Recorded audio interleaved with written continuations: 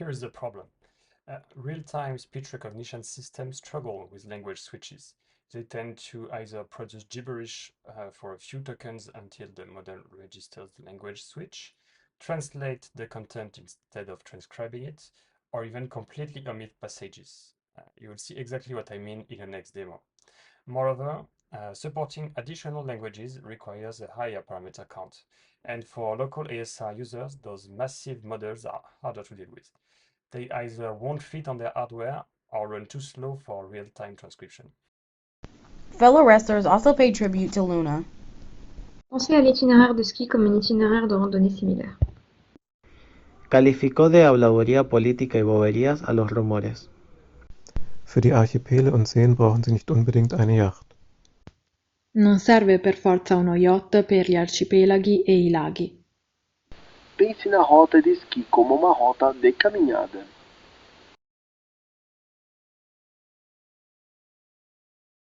Here is how our solution works. It's a simple solution for real-time multilingual ASR.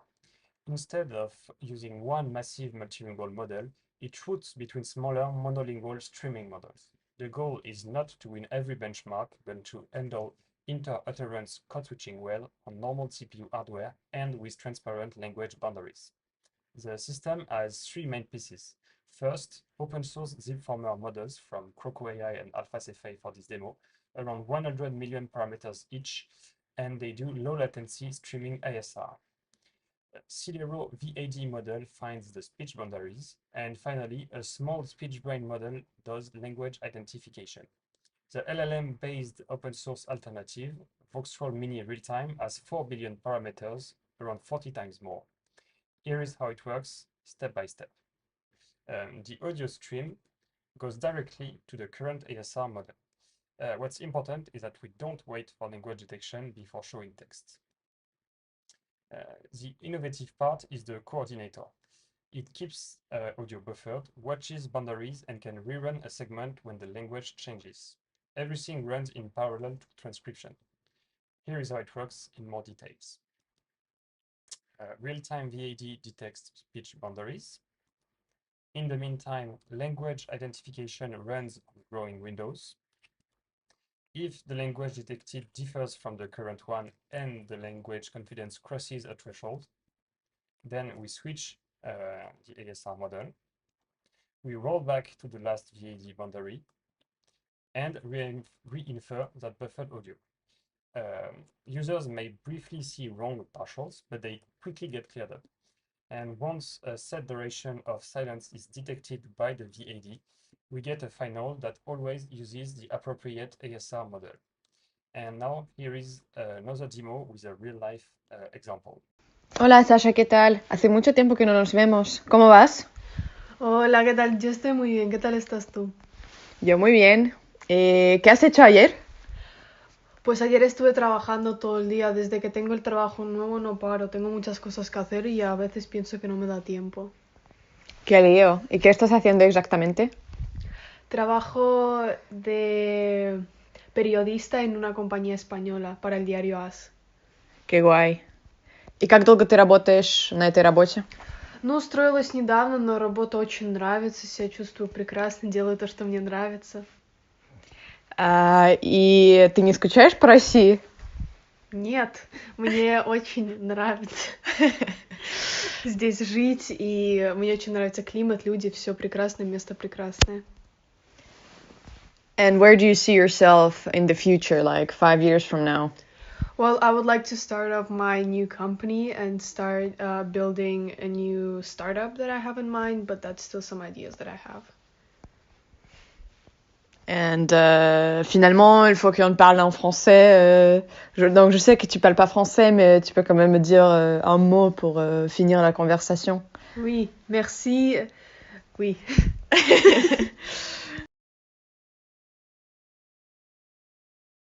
Well, there are a few details worth noting from this demo.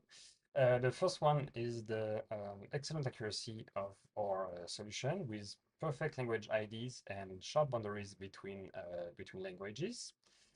The only open source alternative, Mistral Voxtral, actually struggled with Russian, and output some sort of a translation instead of Russian.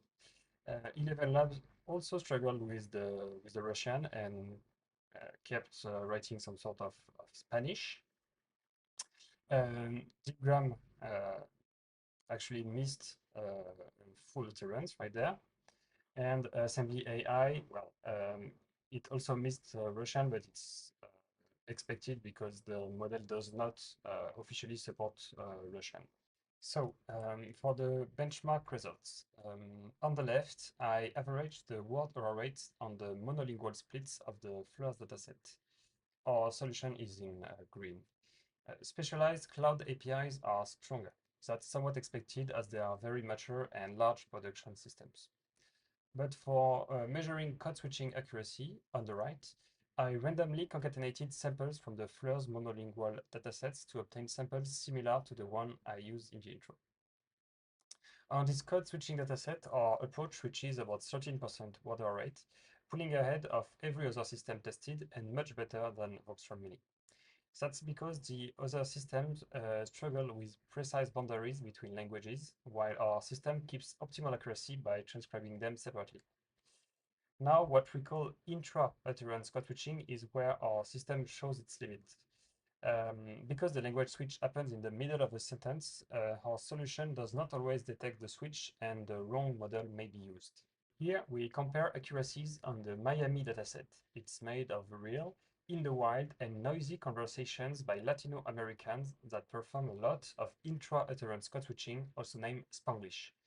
Let's listen to an example. ¿Cómo fue que tú has entrado en el team de voleibol, muchacha? ¿Quién te enseñó a ti a jugar voleibol? I don't know. Yo creo que es una pasión. It's a passion already for me. Did you play volleyball at the other school you were in?